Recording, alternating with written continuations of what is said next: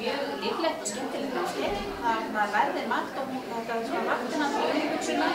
Það var mjög gott þetta 3 tíma námskeið sem nýtist manni vel, vegna sem það ekki mikið tíma til að sitja námskeið. En á sama tíma þá held ég að þetta var góð fjárfesting vegna þess að fullt af svona umhugsunarverðu efni sem maður nýta sjálfur sem stjórnandi.